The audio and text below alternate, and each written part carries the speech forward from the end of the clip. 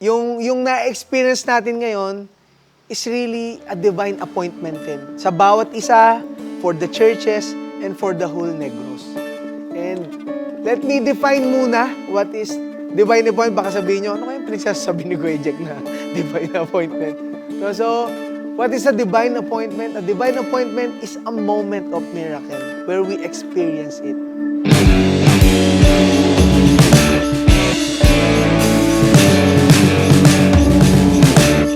Kaya po, no, sa mga kapatid ko na harvesters, hindi lang po from WayJ, from Sagay, from Mulocabok, from Escalante, you're now the harvesters.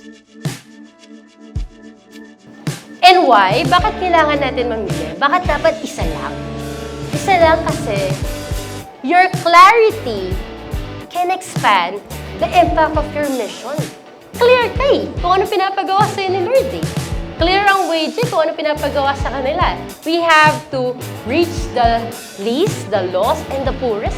I remember everything, my dear. I remember every melody in my ears. Tama naman din. Pero iba po yung word ko. Consistent. Consistency. Kasi po, nung simula, same with you, nag-struggle din ako maging consistent. But sabi ni John Maxwell, once you do things 21 days consistently, magkakaroon ka ng habit. Feeling on my fingertips when I'm playing with your soaking wet hair.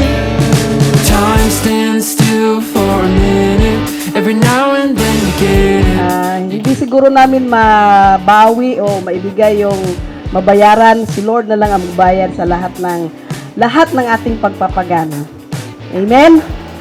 And with that, may kunting token po ang City of Escalante for our team from Dasmariñas. Buksan mo ang durungawan ng langit at ibuhos mo ang pagpapala sa kanilang lahat, Panginoon.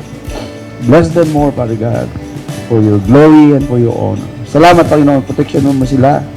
1, 2, 3, go!